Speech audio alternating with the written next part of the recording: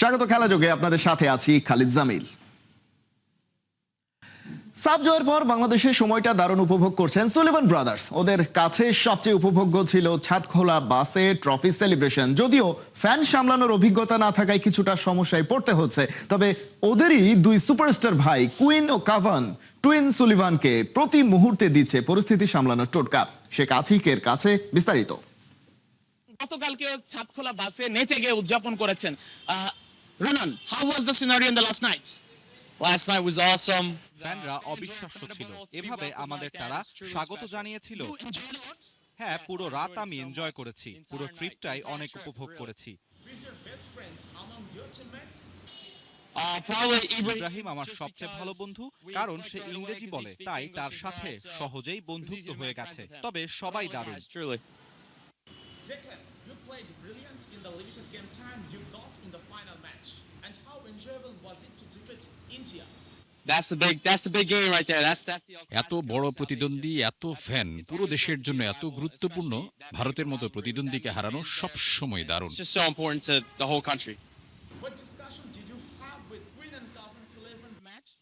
Yeah, I mean, they were shocked at how many fans showed up in the মালদ্বীপে এত Bangladeshi fan দেখে queen আর Cavan অবাক হয়েছে। তারা আমাদের সমর্থন দেখে রীতিমতো হতবাক হয়ে গেছে। It's awesome. We have seen before and after the match, Queen and Calvin post about you on Instagram.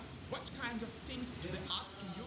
Yeah, no, we just talk about how আমরা এই বড় ম্যাচগুলোতে এত ফ্যানদের সামনে খেলার অনুভূতি নিয়ে ভাইদের সাথে কথা বলি। তারা আমেরিকায় এসবে অভ্যস্ত, তাই তারা আমাদের এই পরিস্থিতি সামলাতে সাহায্য করে। the situation. Who support you most? Queen or Calvin? Equal. They're both posts and everything, and they do everything. It's incredible. Who is your footballing idol as you were a right back? Right back. You know, I try and mix my right back হিসেবে আমি বিভিন্ন খেলোয়াড়দের মিশ্রণ থেকে শিখি। Man city fan হিসেবে ডিফেন্সে Vincent কোম্পানিকে ভালোবাসতাম, আর আক্রমণে ডেভিড সিলভা ছিল জাদুকর। আমি দুজনের সেরা দিকগুলো মেলাতে চেষ্টা করি। You know, the best of the attackers, the best of the defenders. I followed that you were very strong in attacking side. So being a defender, how you being inspired to attack a lot? Attack a lot. It's really just finding উইংয়ে overload তৈরি করতে হয়, বল বক্সে পাঠাতে হয় এবং স্ট্রাইকারকে বলের যোগান দিতে হয়। এটাই আমার কাজ। the striker right here. Any message for the fans? Message for the fans. I love you guys. You guys are the best. Do you have any message for the fans? Thank you. You guys are the best fans on earth.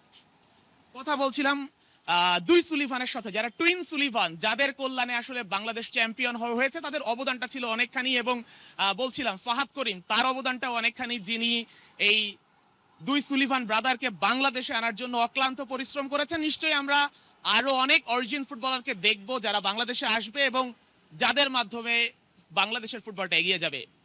Sheikh Ashiq, 71, Dhaka. Hamza Samit Somra হাজার হাজার mile দূর থেকে বাংলাদেশকে service দিচ্ছেন বটে, কিন্তু আগামী 10 বছর পর নিশ্চয়ই ওদের জায়গায় আসবে নতুন মুখ। তখন কোথায় দাঁড়িয়ে থাকবে দেশের ফুটবল, সেটাই বেশ আগে ভেবে রেখেছে তাবিত আওয়ালের নেতৃত্বাধীন বাফুফে। তাই বয়সভিত্তিক ফুটবলকে ঘিরে কার্যকর করা হচ্ছে মাস্টার প্ল্যান। একদিকে প্রবাসী প্রতিভাবান তরুণ ফুটবলার স্কাউটিং, অন্যদিকে লোকাল রিক্রুটমেন্ট অ্যান্ড ডেভেলপমেন্ট। বাফুফের এই প্রসেসের বিস্তারিত থাকছে রিপোর্টে। চোখের চাহনি বলে অনেক না বলা কথা। ওই চোখ দেখে স্বপ্ন, উন্নত বিশ্বের আরামায়েশ আর উজ্জ্বল আগামী ছেড়ে নারীর টানে সাউথ এশিয়ার ছোট্ট একটা দেশে পাড়ি জমানো। একেবারে শূন্য থেকে শুরু করে বড় স্বপ্ন দেখা। রোনান, ডেকলান কিংবা নওয়াজদের এই জেনারেশন লাল সবুজ জার্সিতেই ফিফা বিশ্বকাপ খেলার স্বপ্ন দেখে। এইজ লেভেলে সাফের শিরোপা বুকে চেপে ওরা স্বপ্ন দেখায় আপনাকেও। কিন্তু এই সাফল্যের সমীকরণ এতটা সহজ নয়। Planning to execution, desperate dream versus reality, সবকিছুকেই বাঁধতে হয় এক সুতোয়। বাফুফের বর্তমান প্রেসিডেন্ট তাবিত আওয়াল 4 বছর সময়, দায়িত্ব বুঝে পেতেই যার কেটে যায় অনেকটা। কিন্তু সাবেক এই ফুটবলার নিজের অবস্থানকে ছাপিয়ে ভাবছেন ফুটবলের ভবিষ্যৎ নিয়ে, যে ভবিষ্যতে হামজা চৌধুরী, সমিত সোম, ফাহমিদুল, রাকিব, মুরসালিনরা স্মৃতি হয়ে যাবে, যাদের জায়গায় আসবে নতুন কোনো মুখ। এই নতুন মুখ তৈরির প্রসেস দীর্ঘমেয়াদী পরিকল্পনার অংশ। দুজনের কাঁধে দুই ধরনের দায়িত্ব দিয়েছেন বাফুফে প্রেসিডেন্ট নাসের শাহরিয়ার জাহিদি, কাগজে কলমে ডেভেলপমেন্ট কমিটির চেয়ারম্যান। সোজা কথায় সারা দেশ থেকে প্রতিভাবান তরুণ ফুটবলার খুঁজে বের করা এবং তাদের আন্তর্জাতিক ফুটবলের জন্য তৈরি করাই তার কাজ। নাসের শাহরিয়ার জাহিদি অবশ্য এই কাজে একই সাথে দক্ষ এবং অভিজ্ঞ। নিজের খরচে অনেক আগে থেকেই তিনি মেইনটেইন করছেন ক্লাস 1 ফুটবল একাডেমি। ঘ্রাণেই বুঝতে পারেন কোন দিকে বইছে তৃণমূল ফুটবলের হাওয়া, সময়ের দাবি কি চাইছে তারুণ্য। শনিবার যে দলটা আন্ডার-20 সাফ জিতে ঘরে ফিরেছে তাদের নিবিড় পর্যবেক্ষণে রেখে প্রস্তুত করা হচ্ছে আরও আগে থেকেই। আর সাফ জিতেই তাদের দায়িত্ব ফুরিয়ে যায়নি মোটেও, বরং এবছরের আসল মিশনগুলো এখনো বাকি। এরপর জুলাই আগস্টে আন্ডার-17 সাফ, আগস্ট সেপ্টেম্বর মিলিয়ে হবে এশিয়ান কাপ আন্ডার-20 কোয়ালিফায়ার, আর আন্ডার-17 এশিয়া কাপ বাছাই হবে নভেম্বরে। So the dream is developing big. তাবিতাওয়ালের আরেক expert hand Fahad Karim. Outside of the map তার আছে স্ট্রং নেটওয়ার্ক, যেটা কাজে লাগিয়ে সারা বিশ্বে ছড়িয়ে থাকা প্রবাসী বাংলাদেশিদের মধ্যে করছেন scouting. Ibrahim Nawaz, Sullivan brothers কিংবা নারী ফুটবলে আনিকা রানিয়া সিদ্দিকী অথবা শাইলা মদিনার মতো খেলোয়াড়দের যে নাম শোনা যাচ্ছে, সবাই এখন আসছেন ফাহাদ করিমের চ্যানেলেই। এই প্রসেস চলছে ভবিষ্যৎ বাংলাদেশ ন্যাশনাল টিমের কথা বিবেচনায় রেখেই। স্কাউটিং চলছে, সেই সাথে বাফুফের তত্ত্বাবধানে হচ্ছে লোকাল রিক্রুটমেন্ট অ্যান্ড ডেভেলপমেন্টের কাজ। তাই সব ঠিক থাকলে এই রোনানরা একদিন হয়তো বাংলাদেশের পতাকাকে নিয়ে যাবেন অনেক ওপরে। সুলিভান ব্রাদার্সের নানি সেই দিনটি দেখতে পারবেন কিনা তা তো অনিশ্চিত, কিন্তু নাতিদের নিয়ে গর্বিত তিনি হবেনই। সেই বাংলাদেশের স্বপ্ন তাই কেবল রোনান নয়, দেখছে 16 কোটি মানুষের 32 কোটি চোখ। খালিদ জামিল, 71। 1971 সালে বাংলাদেশ ইতিহাস গড়েছে। 55 বছর পর এই ছেলেরাও ইতিহাস গড়ল। এবারের স্বপ্নটা 2034 ফুটবল বিশ্বকাপ। অনূর্ধ্ব-20 সাফ জয়ী দলের কোচ মার্ক কক্সের বিশ্বাস, বাংলাদেশ খেলবে বিশ্বমঞ্চে। 1 মাসেরও কম সময়ে দায়িত্ব পালন করা এই আইরিশ কোচের মনে শুধুই বাংলাদেশ। কোহিনুর কণার report. Assalamu alaikum everybody. My apologies, my Bengali is not that good. But my heart is Bengali, Bangladesh. সম্পর্কগুলো কি অদ্ভুতভাবেই না বদলে যায়। 1 মাস আগেও অনেকের কাছে অপরিচিত ছিলেন মার্ক কক্স। কক্সের কাছেও এই দেশটা, অথচ সেই আইরিশম্যান এখন যেন পুরোদস্তর বাংলাদেশি, যার হৃদয়ে শুধুই লাল সবুজ, যিনি জানেন, স্বীকার করেন এই দেশের জন্মের ইতিহাস। When we went, we promised we'd show you the spirit of 1971, your history, and how we delivered. পরামর্শক নাকি হেড কোচ, কোন রোলে আসছেন মার্ক কক্স? সবার দ্বিধা কাটিয়ে অবশেষে গেল 7 মার্চ নিশ্চিত করেছে বাফুফে সাফ অনূর্ধ্ব-20 টুর্নামেন্টে বাংলাদেশের ডাগআউটে থাকছেন ম্যান ইউ, স্টোক সিটির, উলভারহ্যাম্পটনের বয়সভিত্তিক দলের কোচ হিসেবে কাজ করা কক্স। ফুটবলে তো কোচই সর্বেসর্বা, সেখানে অল্প কদিনে কি বা করবেন ভিন দেশি হেডমাস্টার, সাথে দলে আছেন দেশি প্রবাসী ফুটবলার। কেমন করেই বা এক সুতোয় গাঁথবেন সবাইকে? সবার সব শঙ্কা মিলিয়ে গেছে সবুজ ঘাসের ফাঁকে। রোনান থেকে মোর্শেদ, মিঠু থেকে ইউসুফ, সপ্তসুরের বাঁধনেই দলকে বেঁধে দিলেন মার্ক কক্স। ভারতকে হারিয়ে চ্যাম্পিয়ন, এই অর্জন শুধুই একটা জয়ের গল্প নয়, এটি নেতৃত্ব, বিশ্বাস আর বদলে যাওয়ার গল্প। মার্ক কক্স দলে যোগ দেওয়ার পর থেকেই বদলে গেছে এই দলটা, লিখেছে নতুন করে বিশ্বাসের গল্প। কক্স শিখিয়েছেন আত্মবিশ্বাস থাকলে অসম্ভব কিছুই নেই। এই মাস্টারমাইন্ডের হাত ধরেই শেষমেশ বাংলাদেশ লিখেছে বিজয়ের নয়া উপাখ্যান। আমার বন্ধুরা এরা আমাকে ভোলেনি, আমার চ্যাম্পিয়ন। এমন একটা জয় অবদান থাকে প্রতিটি সদস্যের। তাই তো যে আশিক আঘাত পেয়ে ছিটকে গিয়েছিল টুর্নামেন্ট থেকে, সংবর্ধনা অনুষ্ঠানে সবার আগে তারই ডাক পড়ে। আশিকের ইনজুরি, ব্যান্ডেজ নিয়ে ইউসুফের খেলা চালিয়ে যাওয়া, এসব কিছুই মনে করিয়ে দেয় এই জয়ে ছিল কত শত বিসর্জন। জনাব সামিদ কাসেম আপনাকে চ্যাম্পিয়ন হয়ে প্রথম অ্যাসাইনমেন্টে এ+ পেয়ে গেছেন কক্স। এখানে কি যবনিকাপাত? না, তার স্বপ্নটা আকাশ ছোঁয়া। বাংলাদেশ খেলবে 2034 সালে সৌদি আরব বিশ্বকাপে। এমন স্বপ্নই এখন খেলা করছে এই আইরিশম্যানের চোখে মুখে। And we will deliver again. These boys here, AFC. 2034 World Cup in Saudi Arabia. And finally, স্বপ্নটা আপাতত অলিক ঠেকবে অনেকেরই কাছে, তবে অসাধ্যকে সাধন করতে লাগে শুধু বিশ্বাস। এই বিশ্বাসের জাদুতে কি না হয়। thank you very much, Mark Edward Cox Kohinoor কণা, and the ৭১। amazing coaching staff. Captain কুল জামাল ভুঁইয়া থেকে আজকের হামজা চৌধুরী, দেশের ফুটবলে লেগেছে দিন বদলের হাওয়া। এবার তো সুলিভান ব্রাদার্সের ইনক্লুশনে শিরোপা উঁচিয়ে দক্ষিণ এশিয়ায় মাথা তুলে দাঁড়ানোর পালা লাল সবুজের। কিন্তু এখানেই শেষ না, শেকড়ের টানে এই স্রোতের অংশ হতে চলেছেন ইংল্যান্ড আর নর্থ আমেরিকার আরও 2 তরুণ, জানিয়েছেন বাফুফের সহসভাপতি ফাহাদ করিম। বিস্তারিত তাজদিন খন্দকারের রিপোর্টে। ক্যাপ্টেন কুল জামাল ভুঁইয়া, এরপর ফিনল্যান্ড থেকে উড়ে এলেন ডিফেন্স থ্রেড তারিক কাজী, এরপরেই জাদুকরের আগমন দ্য গ্রেট হামজা দেওয়ান চৌধুরী। দিন বদলের শুরু, স্বপ্ন পূরণে একে একে এরপর শেকড়ের টানে সমিত সোম, ফাহমিদুল ইসলাম থেকে জায়ান আহমেদ। 2013-তে জামাল ভুঁইয়ার সেই পায়োনিয়ার বিপ্লব আর তারিক কাজীর রক্ষণে ইউরোপীয় হার্ডনেস স্টোপকে বাংলাদেশের ফুটবল আজ এক মহাকাব্যিক টার্নিং পয়েন্টে।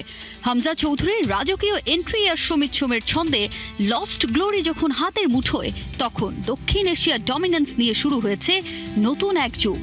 সাফ অনূর্ধ্ব 20-এর চ্যাম্পিয়ন হয়ে এশিয়ার মঞ্চে মাথা তুলে দাঁড়ানোর গর্জন তুললেন ultimate glory to siblings Ronan Declan Sullivan. শুধু ট্রফি জিতিয়েই নয়, এবার তাদের দেখানো পথে দেশের ফুটবল দেখতে শুরু করেছে নতুন দিশা। বড় এক ঘোষণা দিয়ে ভক্তদের অপেক্ষা বাড়ালেন বাফুফের সহসভাপতি ফাহাদ করিম।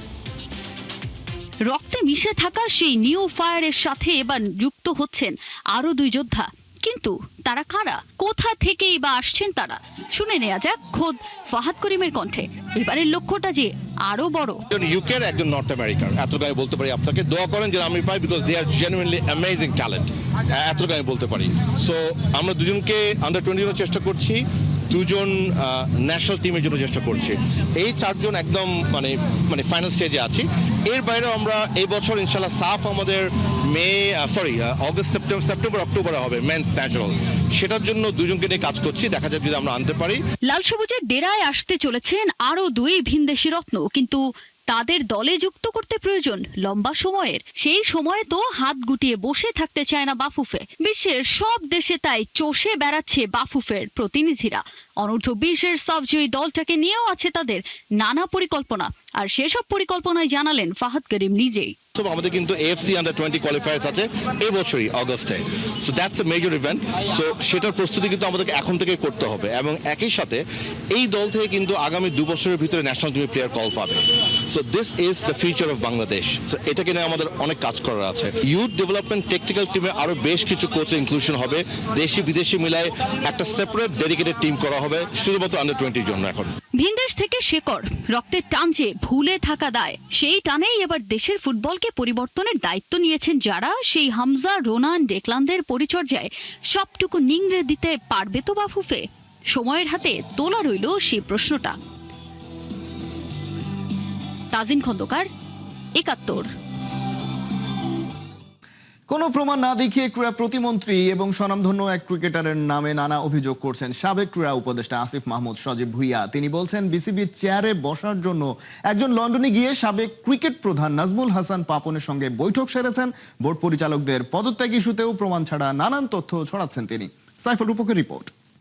আসিফ মাহমুদ সজীব ভুঁইয়ার সে সময় একটা হস্তক্ষেপ ছিল। এই তদন্ত কমিটি তো ইটসেলফ অবৈধ। লন্ডনে গিয়ে পাপন সাহেবের সাথে মিটিং করছেন একজন। কে আপনার কাছে প্রমাণ আছে? বিরাট কোহলিকে ফোন করেছিলেন, তার সাথে একটা মিটিং অ্যারেঞ্জ করে দেয়। এখন যদি আসিফ মাহমুদকে বলা হয় যে আওয়ামী লীগ বা দোসর যারা, তাদের কোনো মন্ত্রীর সাথে আপনি মিটিং করেছেন, কোনো ছবি ছাড়া, প্রমাণ ছাড়া। জাতীয় ক্রীড়া পরিষদের তদন্ত কমিটির ডাকে সাবেক ক্রীড়া উপদেষ্টা আসিফ মাহমুদ পাত্তাই দেয়নি বা সাড়া দেয়নি তাকে, এবং বিসিবি নির্বাচনকে কেন্দ্র করে টালমাটাল ক্রিকেট আঙ্গন। আপনি একবার বলেছিলেন সাকিব আল হাসান যেহেতু দেশে ফিরতে পারছে না, তারপর তার তদন্ত আছে, মামলা আছে, অনেক কিছু আছে, আপনি বলেছেন যে ফেস ইট। বিসিবির নির্বাচনের স্বচ্ছতা যাচ্ছে যে তদন্ত কমিটি, সেখানে আপনি সহযোগিতা করেননি বা তাদের দেখা করেননি। অনেকেই লিখছে বা বলছে যে আপনি কেন ফেস করলেন না, তাহলে আপনি তো কথা বলতে পারতেন। তদন্ত কমিটিটা অবৈধ। আপনি একটা ভ্যালিড কমিটি নিয়ে আসেন, আমাকে যদি আদালত বলে যে আসেন এই বিষয়ে বক্তব্য দেন, আমি দিব। এই তদন্ত কমিটি তো ইটসেলফ অবৈধ। আপনার এখতিয়ারই নেই একটা তদন্ত কমিটি একটা স্বায়ত্তশাসিত প্রতিষ্ঠানের উপরে করার, প্রথমত। দ্বিতীয়ত, আপনি একটা কার্যত একটা সাবজুডিস ম্যাটারে কথা বলছেন। এখন আমি মনে করি ইন্টারভিউ দিলাম, বা ওই তদন্ত কমিটিতে যারা ইন্টারভিউ দিয়েছেন, কালকে যদি আদালত বলে যে আদালত অবমাননা করেছেন আপনারা, তাহলে এটা জবাব আমি কি দিব? এটা লায়াবিলিটি কি ওনারা নেবেন বা মন্ত্রণালয় নেবে না? জেলা পর্যায়ে যে কাউন্সিলরশিপগুলো, সেগুলো নিয়ে একটা জটিলতা আছে। অনেকেই বলছে আসিফ মাহমুদ সজীব ভুঁইয়ার সে সময় একটা হস্তক্ষেপ ছিল। আপনার মন্তব্য কি? জেলা পর্যায়ের কাউন্সিলরশিপ নিয়ে আদালত রায় দিয়েছে। এখন আমি তো এত শক্তিশালী হয়ে যাইনি যে আদালতেও আমার ক্ষমতার অপব্যবহার করার সুযোগ থাকবে। একদম কনস্টিটিউশন দেখিয়ে আমি চ্যালেঞ্জ করেছি, যারা অভিযোগ করেছেন আসেন আমার সাথে বসেন, আপনি কনস্টিটিউশন অনুযায়ী বলেন যে কোথায় আমার ভুল আছে। প্রতিমন্ত্রী অলরেডি জানিয়েছেন যে যেই রিপোর্টটা এনএসসিতে জমা হয়েছে সেটা আইসিসিকে পাঠানো হবে এবং তাদের একটা গাইডলাইন নিয়ে আসলে আগানো হবে। হ্যাঁ, তাদের গাইডলাইন নেই কোনো, তাদের গাইডলাইন নেই। তাদের গাইডলাইন নেওয়ার জন্য কী করছে সেটা তো আমরা দেখছি। লন্ডনে গিয়ে পাপন সাহেবের সাথে মিটিং করছেন একজন ধন্য খেলোয়াড়, আমি নাম বলবো না, আপনারা জানেন।